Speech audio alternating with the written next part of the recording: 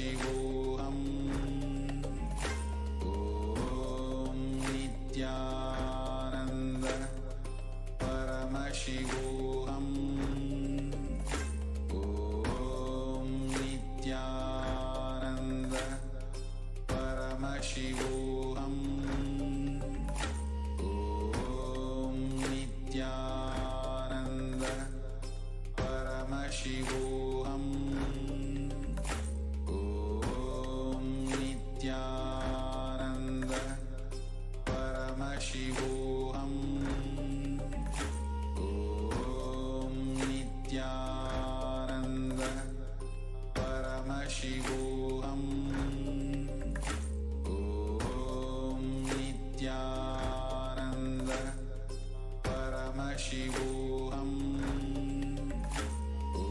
Om Nithyananda Paramashivoham. Om Nithyananda Paramashivoham. Om Nithyananda. What I mean by the word KAILASA, listen intensely. Enlightenment ecosystem, literally enlightenment itself, in your own home, wherever you are. If you cannot come to KAILASA, it's okay. KAILASA can come to you. KAILASA coming to you is KAILASA.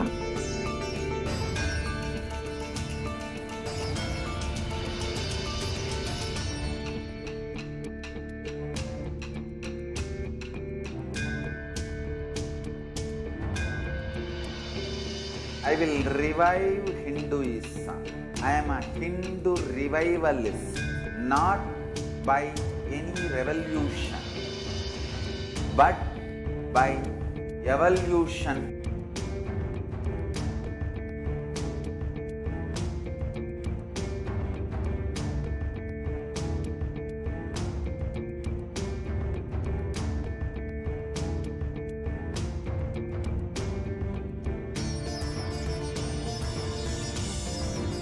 And setting model communities.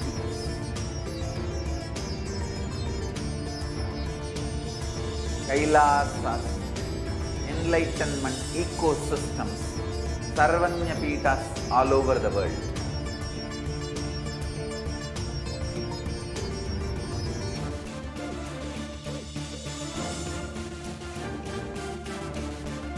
All powerful cognition, knowledge, only when you live, power manifestation and possibilities manifestation happens. This is a fundamental truth.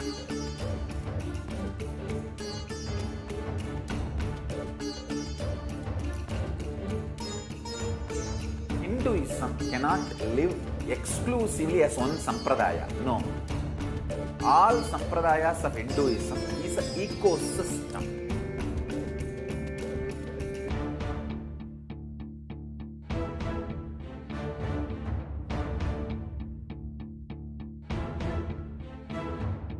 So don't keep quiet thinking that if one sampradaya is attacked, only that sampradaya is going to be affected. All of us are ecosystem.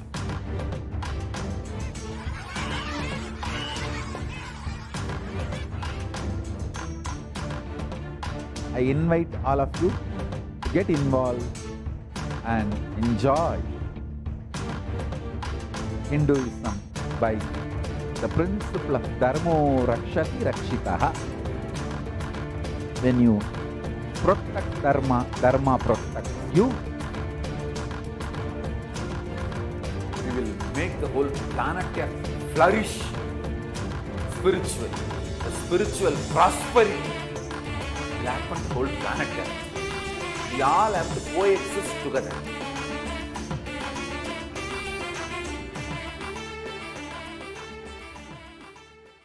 Just be alive for next 3 years. Don't die. within next 3 years.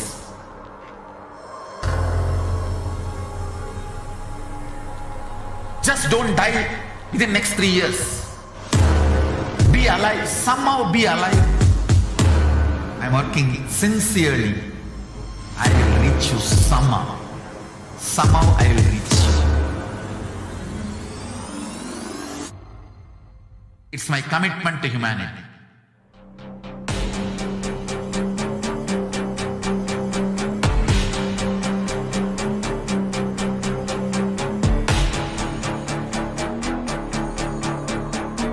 Just don't die within next 3 years.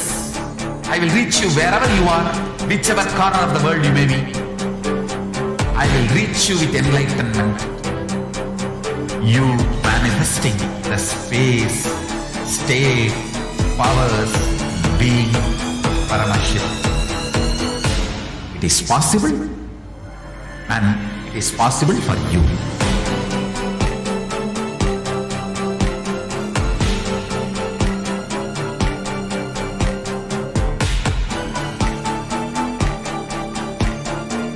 Paramashiva will reach you with enlightenment science. I know he is going to do the job.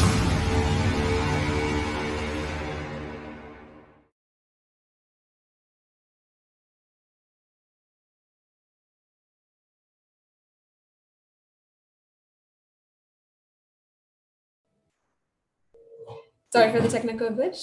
Nithyananda and welcome back to all of our viewers. Now we're going to continue on in today's Devi Parashakti Akashic reading program. And each and every one of us across the world are able to tune in now to see the various different revelations of Devi Parashakti, which she has given over the course of the last 1 year.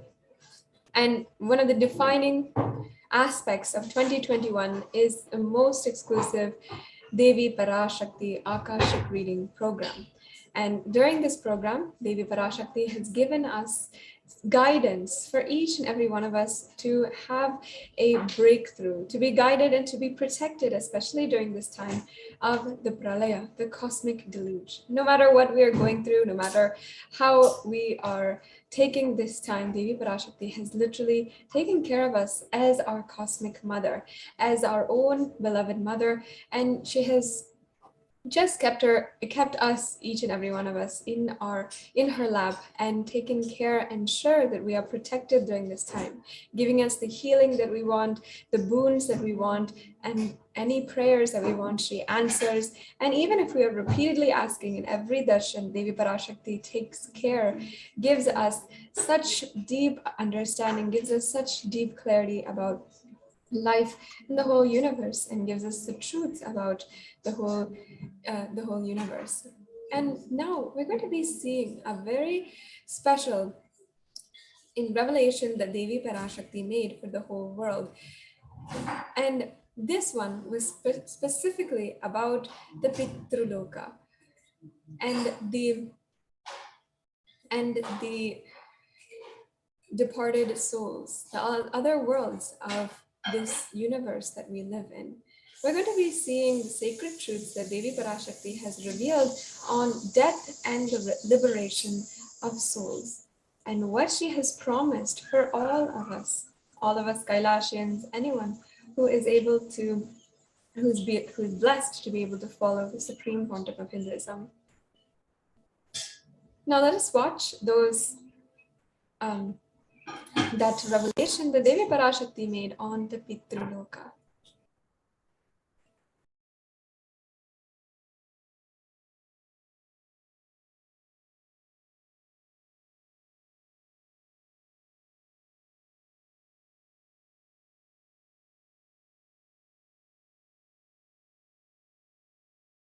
Srinivasan நன்றாய் புரிந்துகொள் உன்மூலம் உலகிற்கு மரணமும் பித்ருலோகமும் பற்றிய ரகசியங்கள் உரைக்கின்றேன்.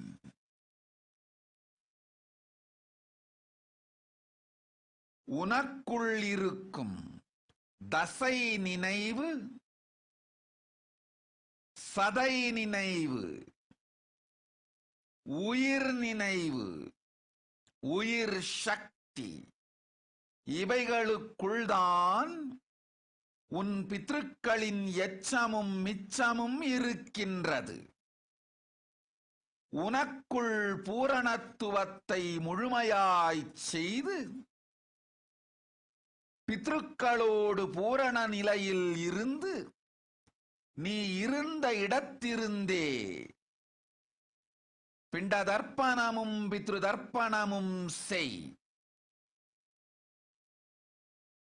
அதுவே முறையான பிண்ட தர்ப்பணம், முறையான பித்ரு தர்ப்பணம். ஆதி கைலாசம் பித்ரு தர்ப்பணம் செய்திட, முன்னோர்கள் சாந்தமடைந்திட 100 மடங்கு உகந்த இடம் உன் பழைய இருப்பு வீட்டை விட. இருப்பு வீட்டு பாசத்தை துறந்து நீ இப்பொழுது இருக்கும் என் வீடான ஆதி கைலாசத்து நேசத்தை வளர்த்துக்கொள். நல்வாழ்வு உனக்கும் அமையும், உம் முன்னோர்க்கும் அமையும்.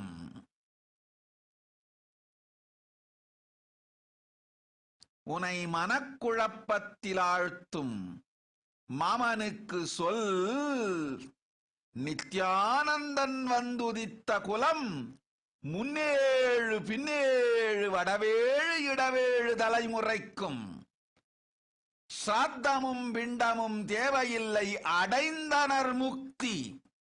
நித்யானந்தன் நிஜாவதார சக்தி சாநித்தியத்தினால் கவலையும் இல்லை, துக்கமும் இல்லை. அத்துணை பேர்க்கும் அன்னை பரமசக்தி அளித்தேன் முக்தி. அஞ்ச வேண்டாம். ஓம் ஓம் ஓம்.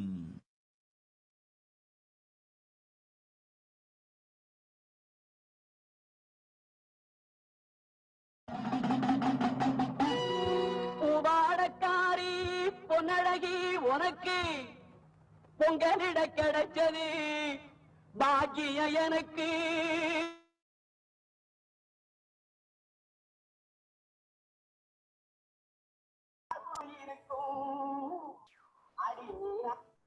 Yes. In this profound revelation, Devi Parashakti reveals, Srinivasan, understand carefully. Through you, I am telling the truth of the Pitruloka. For various reasons, and also based on their karmic deeds, are unable to find another body. They remain stuck in the form of Pitru.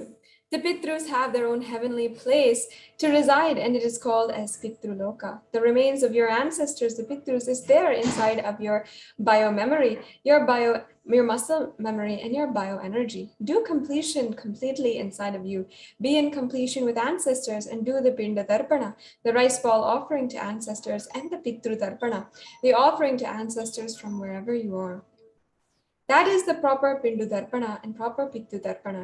100 times more apt place to do the Pitru Darpana for the ancestors to be in peace is Adi Kailasa. More than your old living house, drop the love for your old living home and develop no love for my home, Adi Kailasa, in which you are living now. Good life will happen for you and your ancestors. Tell your uncle, who puts you in confusion, the clan of Nithyananda, up 7 generation, down 7 generation, right 7 generation, and left 7 generation. Everyone does not need the Shraddham, the ancestral offering. And Pinda, they attained liberation in the presence of Nithyananda, Nijavatara Shakti. There is no worry, there is no suffering for all of them, Mother Paramashakti. I gave them liberation, do not fear. So we've just heard from Devi about how the remains of our Pitrus are still in our bio-memory, muscle memory, and bioenergy. So let us understand these terms for maybe many of you who don't know, or many of us who don't need a reminder. Biomemory is where all of the cognitions, which is a root cause of your instigations and reactions, is stored. And muscle memory is your actions, the patterns of your actions. For example, having a cup of coffee in the morning. The method of your reaction is stored in your muscle memory. And finally, the bioenergy is the conscious frequency which operates in your body. So now let us take a look at some of the scientific findings and of how the ancestral incompletions cause generational trauma. Now, let us understand the word generational trauma. This is the trauma that isn't experienced just by one person, but extends from one generation to the next. It can be taught or implied throughout someone's life from an early age. And generational trauma is a topic or field that psychologists, psychiatrists are trying to understand now in the psychology field. And as we know, trauma can have a profound effect on dynamics of a family. So let us take a little bit more of an in-depth look at some research to help us understand better. The article shown here states that the dangerous effects of generational trauma can have on a family. So it gives us a little bit of a glimpse. It says, this is from the Psychiatric Times, where it says that trauma that can affect one member of a family has the potential to fundamentally change the whole family structure. It threatens to erode the very foundation of a family unit, and family members may start to see each other as enemies. Trauma has the power to make or break a family.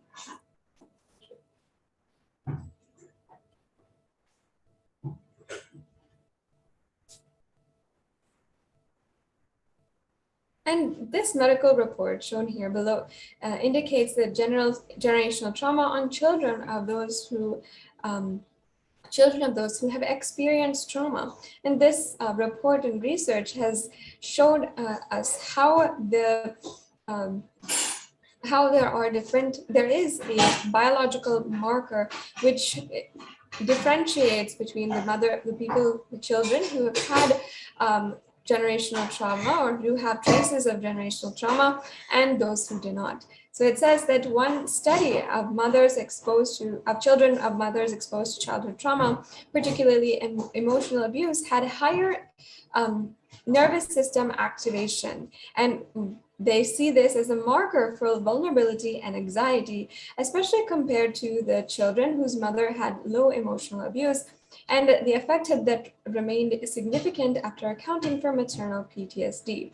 So this experiment shows us that the effects of generational trauma should not be downplayed. There is something that is being triggered, that is being passed down through generations when it comes to trauma and when it comes to our experience of trauma. It's showing us that if we have had ancestors, if even our parents have gone through some kind of trauma, then we in our lives are more likely to experience vulnerability, more likely to experience anxiety, and even further experience have shown traces of this in cases where people are having addictions and are unable to come out of it, or of having cases of depression, but not knowing the source of it is not necessarily post-traumatic depression or anything like that. And when this happens, the psychiatrists are trying to find the solution behind why this trauma is occurring, why people are feeling this way about their lives. And this study also explains that there is now converging evidence supporting the idea that offspring are affected by exposure, traumatic exposure occurring before birth and possibly even prior to conception. So now, as we explore this topic, we will come to understand how our biomemory, our muscle memory, and bioenergy ties in with this research.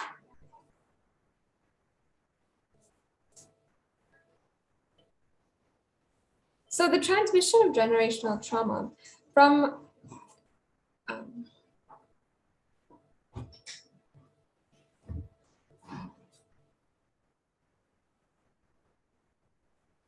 yes, sorry for that. This transmission of generational trauma from parent to child has been proved in various other studies. For example, in 2019, an experiment conducted on mice had showed similar results where the offspring has shown effects of trauma that their parent has been through.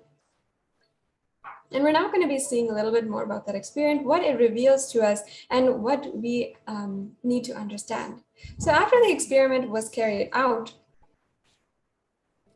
it was found that even in mice, there are similarities on how generational trauma was passed down to offspring. And in the Science Journal, there's an article that is describing that early results on generational trauma are promising. We have overlapping findings with the mouse model.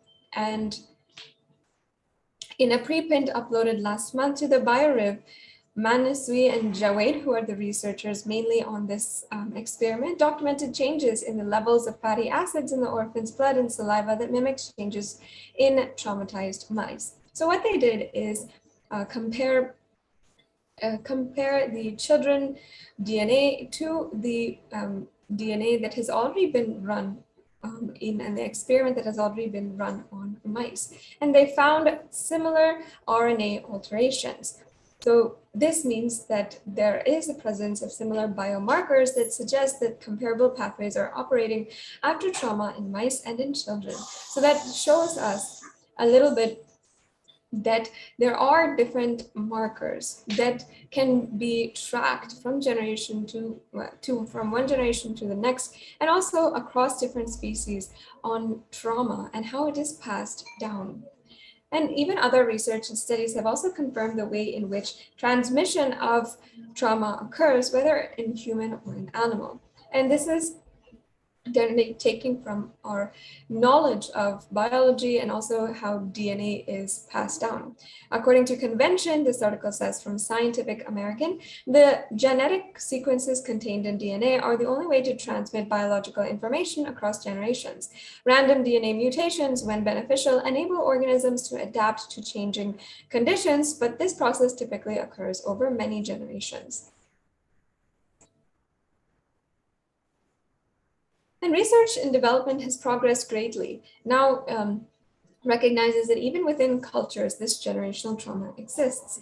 In an article here, we're seeing about cultural trauma and epigenetic inheritance. It's saying that it has long been recognized that that experiences of parents and ancestors influence their future generations. Many cultural practices and ritual functions to transmit historical knowledge and experiences across generations. So it's showing us that there is a commonality between cultures, and many people have found this in even their research and psychology research, on why certain communities are undergoing more depression than others, why certain communities are more vulnerable to addiction, and the members of their communities are more vulnerable to addiction or to even depression, or even to different forms of poverty. And in this way, they've seen that the trauma that the current generation is experiencing right now is not necessarily something that is done in their lives, but because and due to their ancestors and due to the trauma that their ancestors have been through. And if you take examples of perhaps the indigenous Native Americans, or even Hindus with a history of Holocaust, of genocide, we are now seeing the effects of that in our current generation, in the generation that is living now and trying to cope up, trying to heal their past life, their past and their ancestral trauma, and as well what they're going through right now in their lives. And modern day science has provided some solutions. They generally lead patients and lead these individuals to going to therapy. And therapy is the primary way that people can tackle generational trauma and actually trauma in general. And they use parent-child interaction therapy, child-parent relationship therapy, and different kinds of therapy that will help one address the generations before them, and will address the trauma that their previous generation has been through. So this is the way that modern science and the medicine system, institution of health, has addressed this generational trauma, as it has only now been recognized by the scientific community as well. But now let us take a look at the Hindu solutions for generational trauma. First of all, from time immemorial, Hinduism, Sanatana Hindu Dharma, has done vast research and development in this field. And while it is something that is very much new for the modern day science and modern day scientists, it's a science already established in Hinduism. And it's not only identified the root cause of generational trauma, but has also the solution, which is practiced in every Hindu family until today. And that is what brings us to understanding the solutions that Hinduism reveals. There are two main ways that Hinduism provides the solution for generational trauma and this occurrence, this feeling and liberating the souls of your ancestors. And first is Shraddha. The second is Maheshwara Puja. We're going to be seeing a little bit more of the details behind both of these solutions.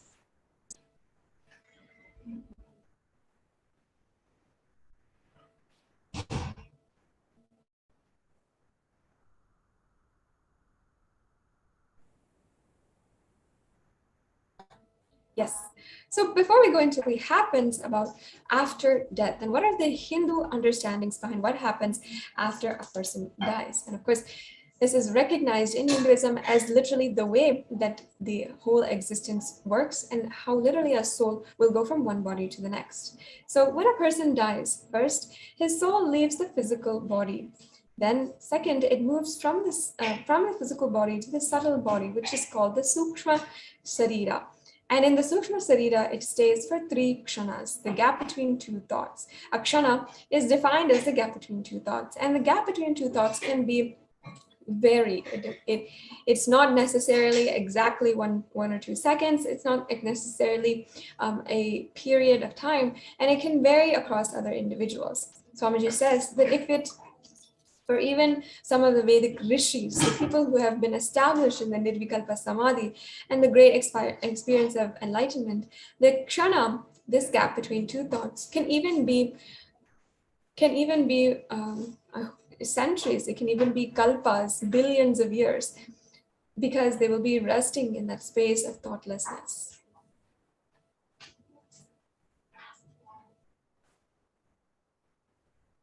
So once you're in the Sukshma Sarira, they can then decide whether to take a human body or whether to stay without a body, or whether to become enlightened and relax and liberate yourself, or whether to take any other type of janma. You will be able to choose. And because you have the freedom, you are relaxed.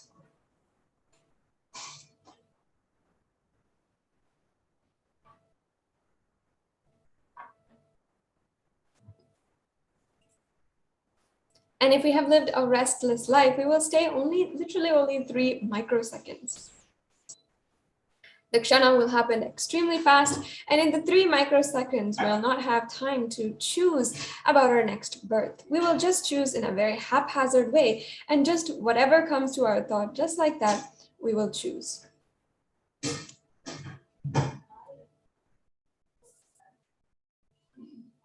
And if we've lived a peaceful life, we will have time to look at our complete samskara structure. We will be able to see how we lived this whole life. The most beautiful aspect here is that just exactly how we lived determines how we will be perceiving, how our consciousness will be after our death. If we lived a life of restlessness, then we will experience that after death as well. We will feel that the time in between, there's absolutely no time, and that we have to rush into the next body.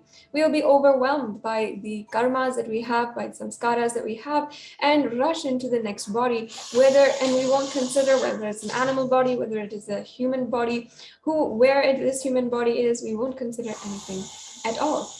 If we have lived a peaceful life, then if we had just had one glimpse of Nirvikalpa Samadhi, with the initiation of the avatar, even then we will have the capacity, the strength and endurance to be able to take a step back and prolong that gap between two thoughts, the kshana, and be able to make a healthy decision about where we should go next. And in that way, we can even We can even choose whom to be born to, our parents, and where we should be born, or where our parents are that we should be born to. We can choose so many things that can literally ensure that we are living the life that we want, and that we are fulfilling the karma, the prarabdha karma that we have.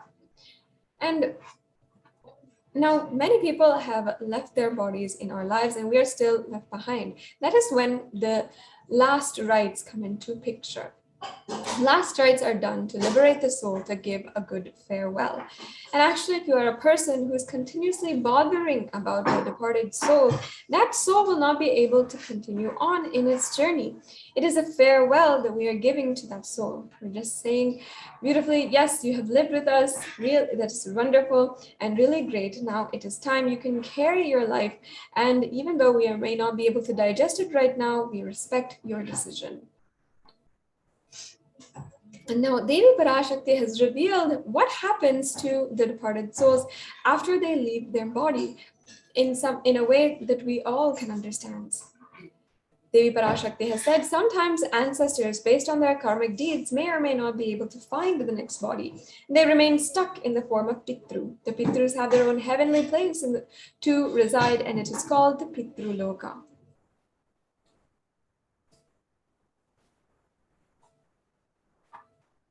And our responsibility is to release the soul from the bondages that they have. Offering libations of water until gingerly to the Pitrus, deceased parents and ancestors, to satisfy and elevate them to a higher spiritual plane is called the Pitru Tarpana. This Pitru Tarpana is done to give a beautiful farewell or to release the soul from bondages.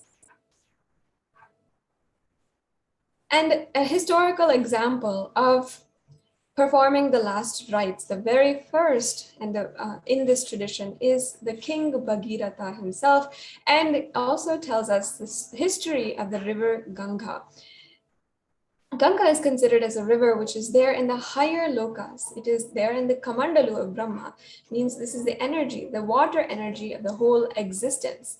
And it is the king Bhagirath who did so much of a penance in order to bring down the river Ganga and allow that water energy to be present on earth and to play a very, very crucial role in the liberation of our ancestors. You might have heard of thousands, if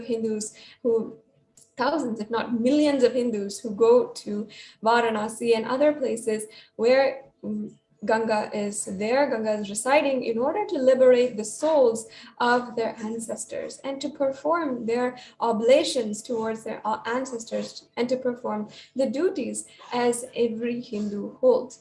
And this is the story of how that tradition originated with the king Bhagirath. And it tells us a lot about behind also even generational trauma and the science of enlightenment just through the liberation of our Pitrus. So there was a king who was called Bhagirath, and for some reason his forefathers, his Pitrus, had been stuck in the Pitruloka and unable to take a new body. These souls had continuously been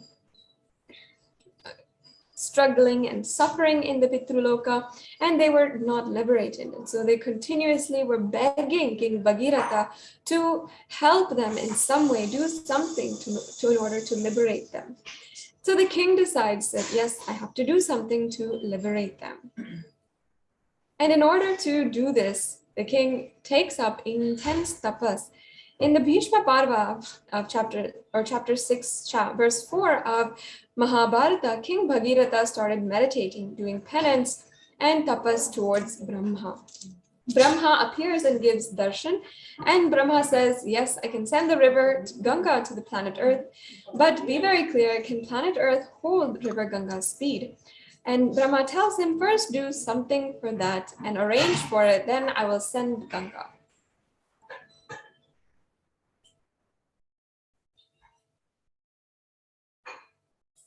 So then again, King Bhagirath starts doing penance, and this time for Bhagavan Paramashiva. When the king Bhagirath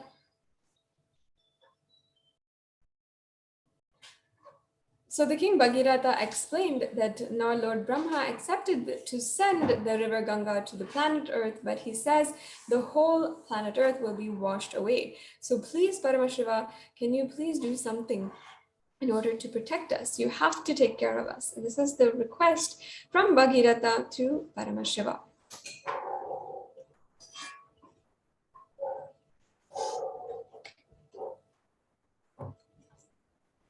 And Paramashiva says, yes, all right, I will take care, don't worry. Tell Bhagavan Brahma to send river Ganga, I will take care. Then again, King Bhagirath meditates and does the tapas. And so then Brahma again appears and says, okay, I'm ready to send, but the Devatas are not ready to depart with the river Ganga. They like to take bath in Ganga every day, and it is their life source. Ganga is not simple, and it is an energy. By bathing in that only every day, they rejuvenate their body and mind.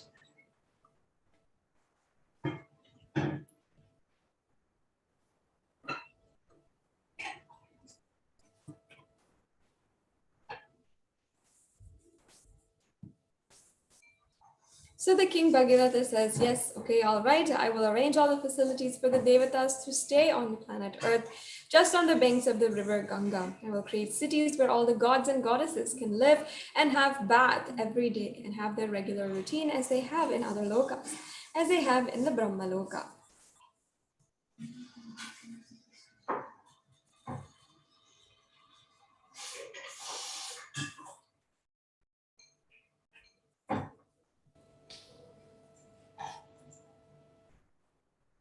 So then King Bhagirath comes and does the tapas towards Himachala, the Hima hills, the Hima Parvata, Himaraja. And Himaraja appears and asks, what do you want? So the king requests, I want to be the host for Mother Ganga and place where I can create a city for all the Devatas. From you only Ganga can flow. Only you can be the base on which Ganga can flow towards the planet Earth. And so then the king Bhagirath does tapas towards Devi Parvati. And mother appears and asks, what do you want? And king says, Ma, I wanted to bring Ganga to the planet. I wanted your father to be a host. How can Ganga be a host? Sorry, how can he host Ganga?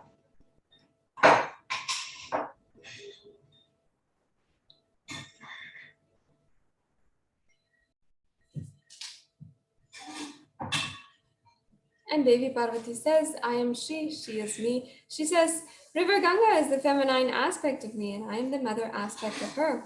Then she goes and tells Himaraja, the host, to host her, and Himaraja accepts. Then King Bhagirath starts building the whole city throughout the route in which Ganga is supposed to travel. He meditates on every hill and takes permission. He prays to every hill. Every hill says, yes, I will give the way for Ganga. And so the whole route in this way is cleared. Then he goes and prays to Lord Kalabhairava, who is in charge of city of Varanasi. Kalabhairava appears and says, what do you want? And he says, please give us a way for Ganga. You should receive Ganga and give us the way. And Kalabhairava tells, surely I will give, don't worry, but this is such a holy city. Tell Ganga to take a full production of the city and go. Do production of the city and go. And Ganga accepts that. Bhagavan Kalabhairava's command and she takes the U-turn. Means the Uttarvahani. She is called the Uttarvahani in Kashi. Suddenly Lord Brahma comes up with the next trouble. He says that you meditated and propitiated all of the Devatas except Vishnu. Only then I can send Ganga. And then the king started meditating towards Lord Vishnu this time. And Vishnu also appeared and says, what do you want? The king shares, I wanted to bring Ganga to the planet Earth. Unless you agree, unless you give the blessings, it will not be possible. So please bless me. So Bhagavan Vishnu says, all right, I'll bless you. Ganga will come to the planet Earth and she will come just out of my feet. Then he says a beautiful one more sentence. Whomsoever has realized the Vishnu Maya means a universal consciousness, whatever water comes out of their feet will be Ganga. From this world only the tradition of Pada Puja starts, and Pada Puja of enlightened masters starts from this tradition. So then the king meditates now towards Brahma, and Brahma appears with all his glory and compassion and blesses the Bhagirata. Then he prays to Ganga and he does tapas towards Ganga and meditates and invites Ganga. And of course, Ganga, with all of her compassion at last, not only compassion, the wild energy, she just comes out of the Brahma's Kamandalu. With all the power, she straight away started moving towards the earth. The moment she came out of the Kamandalu and started moving towards the planet Earth, all the 14 worlds were shaken. Every Devata, all the Rishis, the Munis, they escaped from the planet Earth and ran away because they got frightened that the Pralaya is going to happen. They thought the end of the world was going to come. And with such a power, they simply ran away from their world and they escaped. And now Paramashiva beautifully appears and puts his head in between the Ganga. She straight away lands in Shiva's head into the matted locks. And the next thing, she gets herself locked in the hair and she is locked. So, but then King Bhagirata is sitting and waiting for Ganga for one kalpa.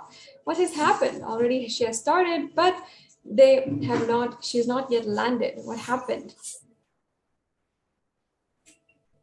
So again, he meditates towards Paramashiva, and Paramashiva appears and says, yes, she's there in my head. Now what do you want me to do? And Bhagirata says, please just send her a little bit. Don't send the whole thing.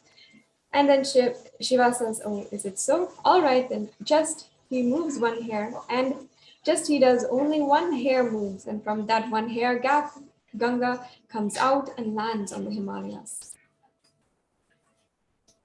So let us understand the whole happening of Ganga from the dimension of the spiritual enlightenment. So actually, the whole happening is a metaphysical expression of Bhagirata's enlightenment. The first thing is that Bhagirata is tortured by the past samskaras and engrams, and that is the elders who are not liberated. Still, they are hanging around him. He's continuously tortured by the past samskaras and engrams. So Bhagirata does tapas towards the creator of the whole universe, and he wants the knowledge, the energy to be flooded on him so that the engrams will be washed away and all the engrams will be destroyed. And one more important thing is that when Ganga came, she washed all the ashes of Bhagirata's forefathers and liberated them.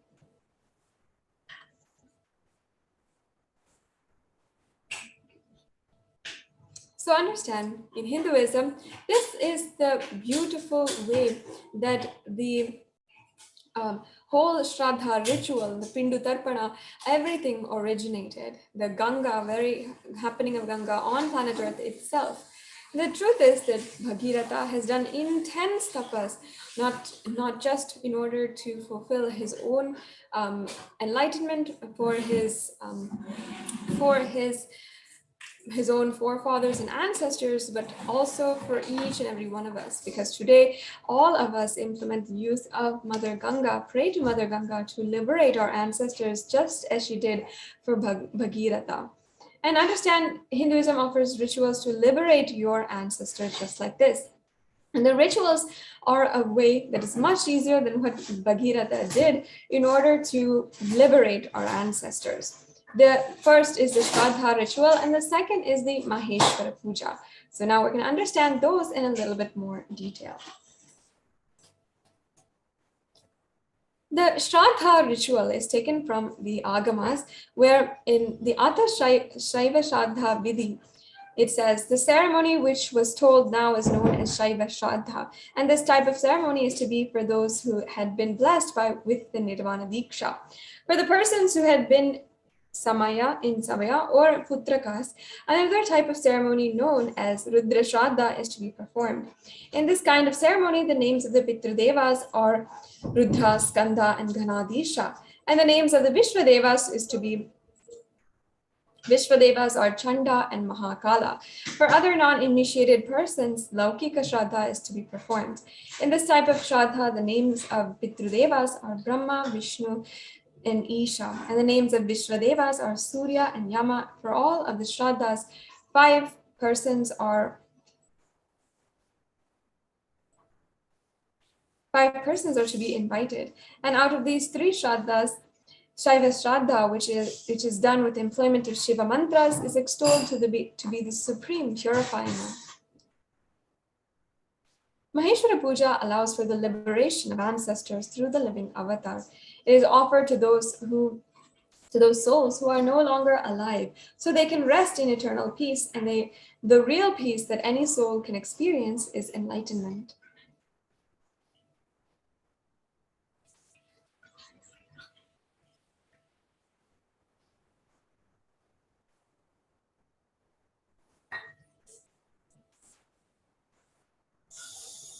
So now let us understand about Maheshwara Puja. Maheshwara Puja is Hinduism's most ancient ritual, prevalent even today. The ritual is offered in the memory of a person who is no more, and the Maheshwara Puja is offered by the loved ones of the deceased to bring intense completion.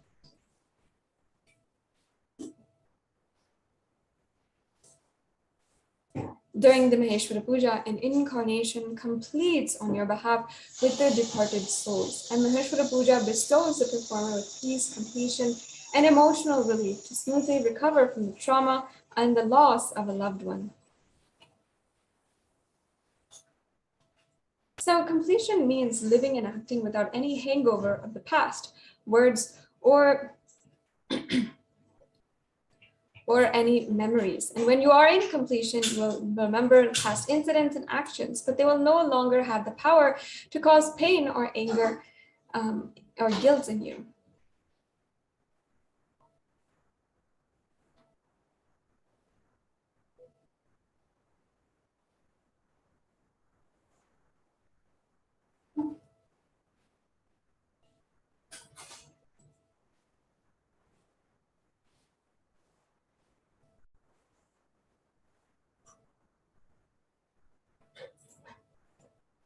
So during the Maheshwara Puja, your request for completion is offered in the form of bhiksha, or food to the avatar, an incarnation as per Hinduism.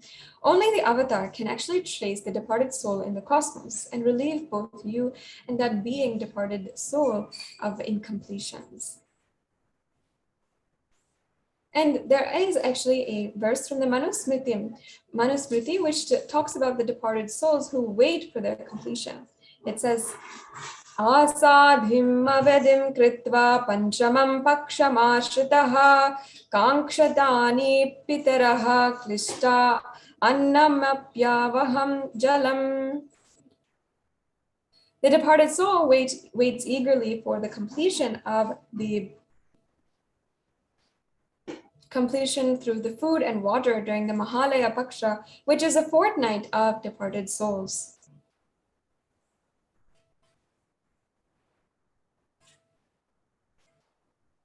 The tradition says that there are 3 places where you can offer the farewell ritual or the Shraddha Puja. And that it says that Bodh Gaya, where Buddha became enlightened, and where Bhagavan Vishnu's feet are worshipped. This is a place well known for the energy of Pinda Shraddha for completion with the departed souls. And the second is Bhadri in Badrikashram. Bhagavan Kalabhairava himself receives Brahma Kapala, holding Brahma's skull, and receives the Pinda and offers it to Bhagavan Vishnu on our behalf. The third place is the Manas Sarovar near Kailasa in the Himalayas. So these 3 places, all of them put together, is what is equivalent to the avatar offering completion during the Maheshwara Puja. The avatar is said to be all 3, the Brahma Kapala, Kalabhairava's body, and Vishnu's feet, Manas Sarovar, Badrikashram, and Bodh Gaya during this Maheshwara Puja. So if it so happens that the departed soul has already taken the next birth, by offering the Maheshwara Puja, you will be relieving them and their karmas, and suddenly their soul starts progressing in their journey wherever he needs to progress. So the ritual is like completing the completions at both ends. It is a blessing of an incarnation when he sits and accepts the Maheshwara Puja. And there are many stories, many breakthroughs that people have had when they have offered this Maheshwara Puja. And we can go on and on telling the stories of how people have achieved completion through Maheshwara Puja. Today, we'd like to share with all the viewers one of those examples where a devotee has been able to offer the Maheshwara Puja, and she has a breakthrough in several different areas of her life. Not just in healing with her mother, who was the person on behalf of whom she had offered the Maheshwara Puja and who had been the departed soul, but also in her own life, in the aspect of finances, in the aspect of her relationship with her husband, in the aspect of her own time management. She found so much of completion just through the Maheshwara Puja.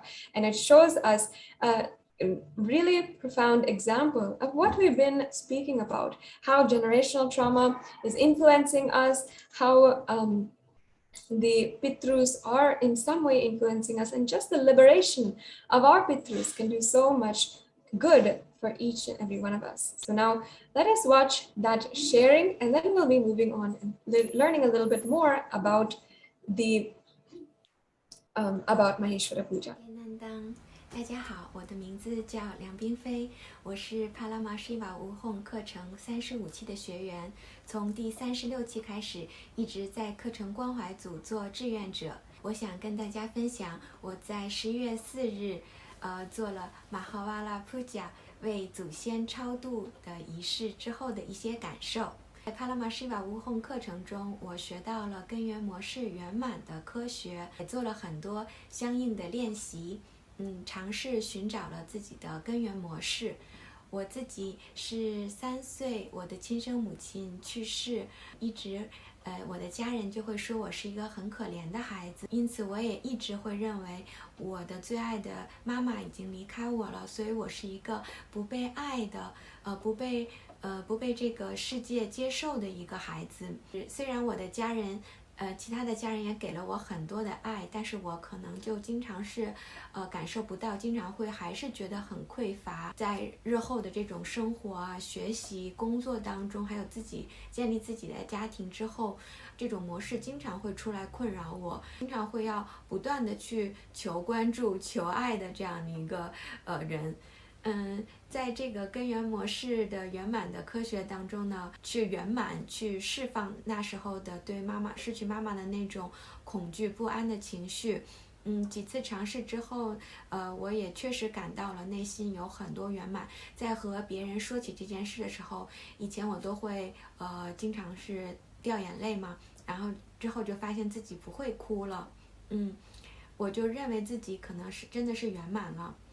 我要去准备超度仪式的这个填写资料的时候，我发现呢，我找不到我妈妈的照片了。这个情绪，这个事件出来的时候，我是非常难过的，因为我又有内心的那种无力感。当我想去做一件事情的时候，原来还有这么多事情我做不到。我这么想为我母亲做超度，但是我却找不到她的照片，这种很深的无力感又涌起来了。又发现啊，我原来这个我曾经认为我的这个圆满还没有做，还有很多不圆满。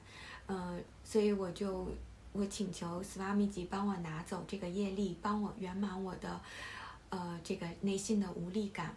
然后这时候呢，就有一个同修师姐，我跟她说了这件事，她跟我说你可以去问问你妈妈的朋友。然后我突然就想到了我认识的一个我妈妈的朋友，我还有她的微信号，我就马上去联系了她，然后她也马上给了我回复。她那里还有那种就是黑白的几十年前的那种大合影的照片，她是我妈妈的小学同学，大合影的照片里有我的妈妈的样子。我觉得这一切都是上师的安排，他让我知道我还有这样的不圆满，让我愿意去臣服于上师，让他去帮我拿走我的不圆满。同时我也感受到了上师的爱和同修的爱，他们会帮助我圆满我的这些无力感。接下来我想讲一下我在参与完Maheshwara Puja超度仪式之后的一些感受。在当时仪式的时候呢，我其实是有感觉到有一些能量的进入，我也一直在向上师去请求拿走我这个内心的无力感，圆满我内心的模式。当天呢，我参加完超度仪式之后，我走出家门的时候，我就发现自己的身体呢就轻盈了很多，就是从未没有的那种轻盈感，我也觉得很神奇啊！我觉得可能是业力被拿走的那种感觉，就是这样的轻盈感吧。我在去星巴克买饮料的时候呢，我得到了一个这个1赠1的一个幸运问卷，就是随机的，1500人或者1000位顾客，里面会突然蹦出来这么一个，就是很随机的。虽然只是显化了一杯饮料，但是我会觉得自己是一个很幸运的人。当天晚上呢，我也一直感觉到自己呢是，已经是非常被治愈，已经一直在一个圆满空间里。我当时就鼓起勇气跟我先生说起了斯瓦米吉的事情。在此之前，我一直都不敢告诉他我在跟随尼辛亚南达大师学习的事情。因为什么呢？是我觉得我是对自己不够有自信，我怕他认为我是误入邪教啊。每当他问我的时候，虽然我家里也已经摆上了斯瓦米吉的像，但是然后我就会告诉他我在学习瑜伽，这是我的瑜伽老师。我也并没有跟他讲我在具体的还在学什么。但是在超度仪式之后呢，我就突然有一股很大的勇气。我跟他说，我在跟随尼辛亚南达上师学习的事情呢，以圆满的空间跟他交流。然后我先生跟我说，他觉得这是一件好事。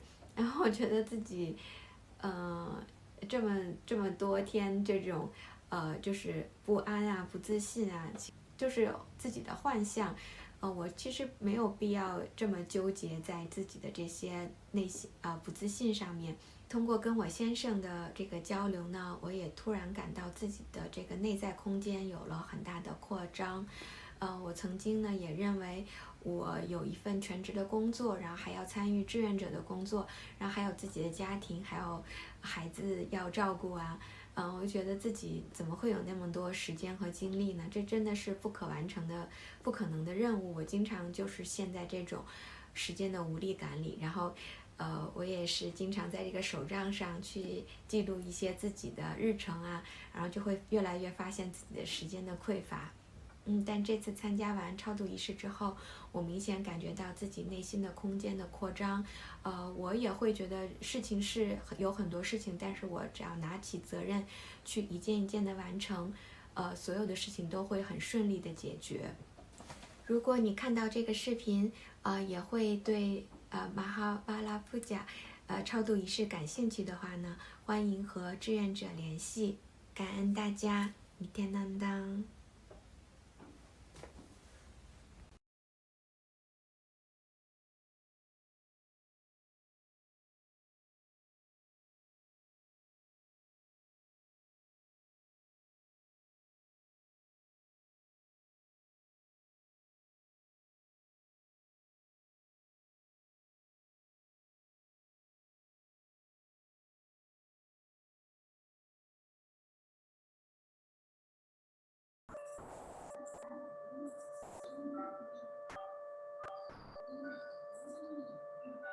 Yes. So, as you can see, this devotee, a sincere devotee who had offered the Maheshwara Puja, having such amazing breakthroughs in her life in so many different ways. You can also offer the Maheshwara Puja, which is upcoming. There is a Maheshwara Puja twice a month happening.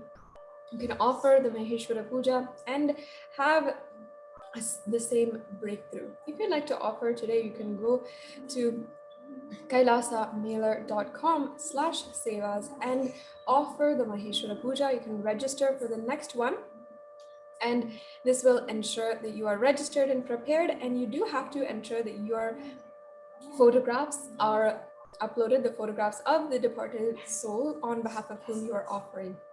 So you can get all of those ready and offer the Maheshwara Puja and have this breakthrough in your life. See, in our history, the king Bhagirath had done such intense tapas towards Brahma, towards Paramashiva, literally negotiated with all of the gods and ensured to bring down the river Ganga in order to liberate his own ancestors. But for us, it is absolutely easy, as the incarnation of Paramashiva is here with us, and we can simply be able to offer this Maheshwara Puja and liberate the departed souls. So please visit kailasamailer.com/sevas in order to find out more information and also make the offering. And now we're going to be moving on into the next segment of today's program. As a continuation of our Jayanti celebrations, the celebrations of the Avatar Dinotsavam, the 45th Avatar Dinotsavam, celebrating the Avatar happening 45 years ago at this time. Let us see the various different proclamations, releases, and news from all over Kailasa, which has been offered at the divine lotus feet of the Supreme Pontiff of Hinduism on this auspicious occasion.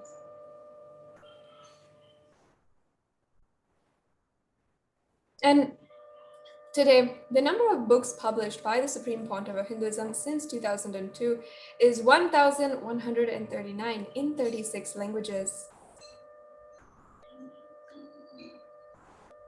And you can see here the proportion of all the various books, with 493 books in English, 37 books in Spanish, 14 books in Bengali, 24 in Kannada, Portuguese, 20, with books regarding Gurukul and the education and upliftment of youth and children, 306.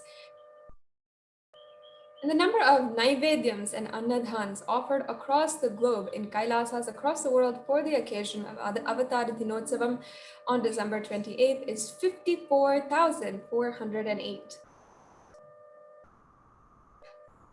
The number of Naivedyams offered across the globe in Kailasas around the world is 4,977.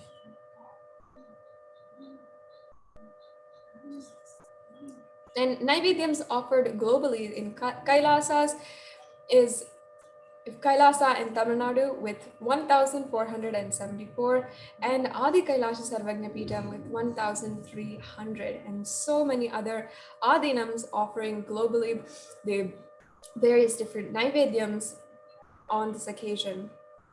The number of Annadhans offered across the globe in 20 plus Kailasas around the world is 49,431.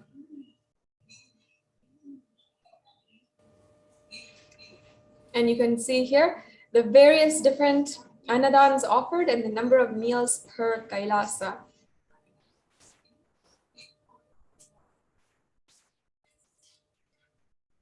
And the proclamations from around the world is 106.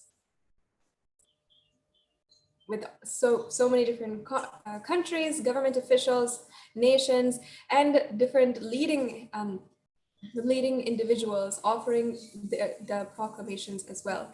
You can see from USA, 42 different proclamations, from Canada, from Mauritius, from Fiji, from Belize, from Tanzania, from Singapore, 9 different proclamations, from Karnataka, 1 from China and Chinese world, 33 from Taiwan, 12 from Malaysia, 2, and from Trinidad and Tobago, 2 proclamations.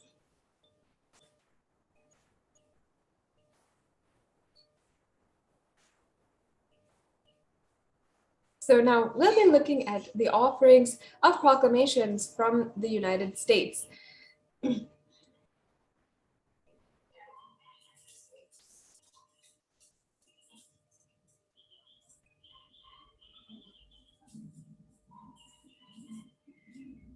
And we are thanking Congresswoman Anna G. Suhu from the House of Representatives for her Certificate of Special Congressional Recognition. And as well, we thank Congressman David Valadao from the House of Representatives in California, United States. And Congresswoman Julia Brownlee, we thank you for your Certificate of Special Congressional Recognition to the Supreme Pontiff of Hinduism. As well, Congressman Mark Desalegner we thank you for your certificate of special congregational recognition.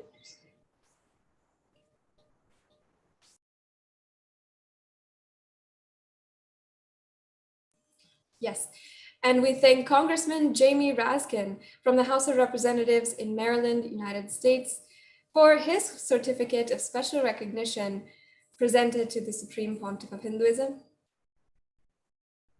And we thank Congressman Van Taylor from the House of Representatives from Texas in the United States for his congressional certificate to the Supreme Pontiff of Hinduism.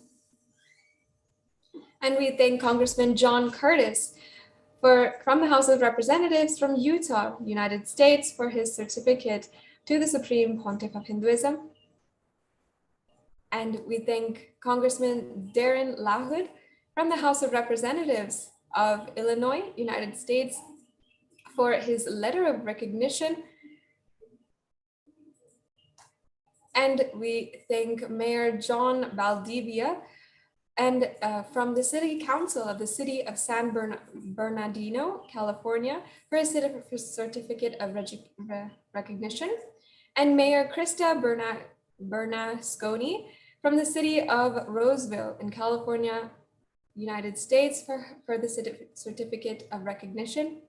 And we thank the Mayor Patrick Miller for his letter of tribute from the City of Townsend, Delaware, in the United States. And we thank Mayor Bob Brueggemann from the City of Texarkana, from Texas, United States, for his recognition. We thank Mayor Carolyn K. Rigo from the City of Delaware, Ohio, for her proclamation presented to the Supreme Pontiff of Hinduism. We thank the Mayor Larry Klein from the City of Sunnyvale, California, United States, for his proclamation presented to KAILASA in San Jose. And Mayor Javier John Dutry for his certificate of recognition from the City of Montclair, California, United States, presented to the Supreme Pontiff of Hinduism. And we thank Mayor Chris Alahauzus from the City of Tarpon Springs in Florida, United States, for his certificate of recognition. And we thank Mayor Thomas M. Bernaby for his certificate of recognition and proclamation from the City of Canton. We thank Mayor Terrell L. Hill from Palatka, Florida, United States, for his proclamation presented to the Supreme Pontiff of Hinduism. We humbly thank Mayor LeVar M. Stoney from the City of Richmond, Virginia, from the United States, for his proclamation presented to the Supreme Pontiff of Hinduism. And we thank Mayor Esther H. Mannheimer from the City of Asheville, North Carolina, United States, for her proclamation to the Supreme Pontiff of Hinduism. We thank Mayor Fred Jung from the City of Fullerton, California, for his proclamation to the Supreme Pontiff of Hinduism for KAILASA's HDH Nithyananda Day. We thank Mayor Ian N. Oglesby from the City of Seaside, California, United States, for his proclamation of KAILASA's HDH Nithyananda Day on January 3rd. And we thank Mayor Lorena Barajas from Europa Valley in California for her proclamation to the Supreme Pontiff of Hinduism. We thank Mayor Joy F. Cooper from the City of Helendale Beach, Florida, for her proclamation. We thank Mayor Carlton Stevens from Wilson, North Carolina in the United States, for his proclamation presented to the Supreme Pontiff of Hinduism for Nithyananda Day. We thank Mayor Steve Geithens from the City of Bartow, Florida, for his proclamation. And as well, we thank Mayor William C. Reichelt from the City of West Springfield, Massachusetts from the United States for his proclamation. We thank Mayor Donald R. Sadler from the city of Washington, North Carolina, for his proclamation. And as well, we thank Mayor John David Smith from the city of Winchester, Virginia, for his proclamation presented to the Supreme Pontiff of Hinduism. As well, we thank Mayor Sammy Phillips from the city of Jacksonville, Florida, United States, for his proclamation presented to the Supreme Pontiff of Hinduism and the proclamation of KAILASA's HDH Nithyananda Day. And Mayor H. William Mutz, the city of Lakeland, from the city of Lakeland, Florida, for his proclamation as well.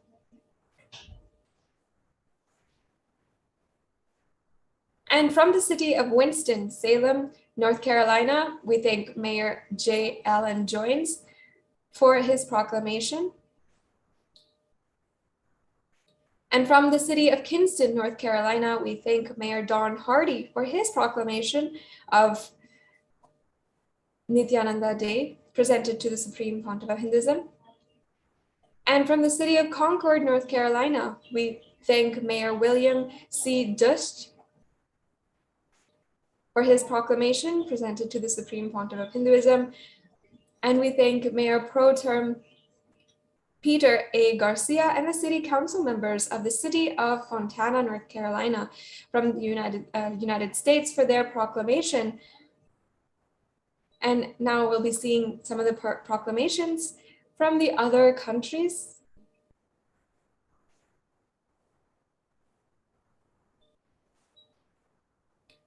We thank Mayor John Tory from Toronto, Ontario, Canada, for his letter of greetings to the Supreme Pontiff of Hinduism on the occasion of Nithyananda Day, hosted by KAILASA in Canada. We thank His Worship Robert Mariano from Dengriga town in Belize for his proclamation. We also thank Mayor Constantine Sima from Mwanza City in the United Republic of Tanzania for his proclamation presented towards the Supreme Pontiff of Hinduism.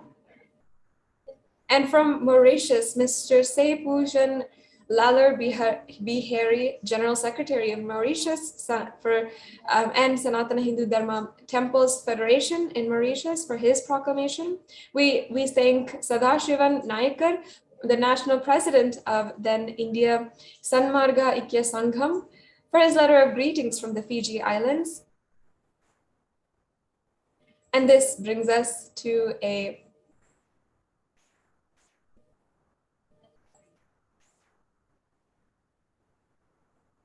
all of the various different offerings made, and we are thanking each and every one of the individuals that have given and presented to the Supreme Pontiff of Hinduism a proclamation on this day.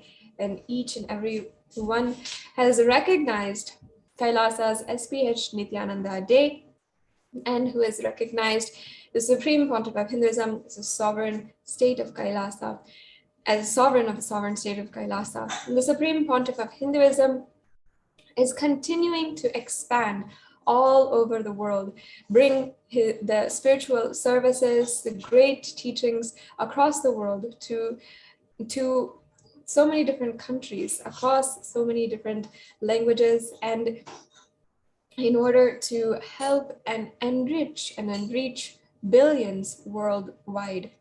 And in this way, the Supreme Pontiff of Hinduism is continuously reaching out, continuously expanding the services of KAILASA through the books, through the service of free food, and as well through establishing the government relations in order to ensure the protection and bringing legitimacy to the nation of KAILASA and recognition to the nation of KAILASA, building diplomatic and government relationships in order to facilitate the growing and expanding services of KAILASA to enrich the whole world. So now, we will be right back with you and continuing in today's program after a quick break.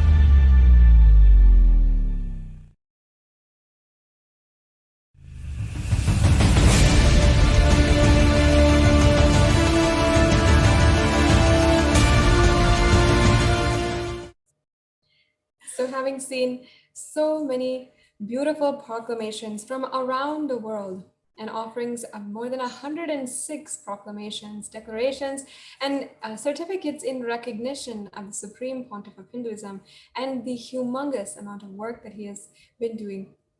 And each and every one of us, Kailasians across the world, and all of the viewers can remember and the amount of work the Supreme Pontiff of Hinduism has been doing even this past year. If we look at this year in review, we can remember back-to-back Bhava Samadhi darshans of all of the gods and goddesses. We can remember Paramashivoham program, the various different programs that Swamiji has made available, satsangs and initiations for hours. Every single moment, every single day, the Supreme Pontiff of Hinduism has made himself available for each and every one of us to experience breakthrough this year and to continuously be guided. And we can offer the Pratyakshapada Puja as a deep, loving prayer towards the Supreme Pontiff of Hinduism out of our gratitude this year for the Supreme Pontiff of Hinduism for literally carrying us throughout the whole year. And we can ensure that we are taking this time to offer our gratitude at the feet of the Supreme Pontiff of Hinduism, having established KAILASA, the nation, for Hindus, just for us, and for each and every one of us to enjoy Sanatana Hindu Dharma and to live the Enlightenment lifestyle. And make sure that you can even go to kailasamailer.com in order to make an offering, and you'll be able to get the next steps for how to make an offering and what is all the things that you need, as well as the method for the payment. And as it says in the Kularnava Tantra, chapter 12, verse 12, there is no mantra higher than the Paduka, no God higher than the Guru, no initiation higher than Shakti, and no merit higher than the Kula worship. In this very verse, it is telling us and teaching us that there is no God even higher than the Guru. So let us on January 3rd, this Jayanti day of the Supreme Pontiff of Hinduism, offer the Pratyakshapada Puja to the Supreme Pontiff of Hinduism. Another verse as well, where it says, one should not approach royalty, the deity or the Guru, empty-handed. So as we are going to be having the darshan of the Supreme Pontiff of Hinduism on the auspicious occasion of January 3rd, you can offer the Pratyakshapada Puja as a beautiful offering of gratitude at the divine lotus feet of the Supreme Pontiff of Hinduism. So with this, we will now be moving into the most awaited part of the program, the Satsang, the Nithyananda Satsang, and each and every one of us can imbibe the powerful cognitions delivered to humanity for superconscious breakthrough by the Supreme Pontiff of Hinduism. We'll now be ending with the Purna Mantra. Om Purnamada Purnamidam Purnat Purnamudachyate Purnasya Purnamadhaya Purnamevavashishyate. Om Shanti Shanti Shanti. Bhagavan Sri Nithyananda Paramashiva Padukarpanamastu. Om Nithyanandam.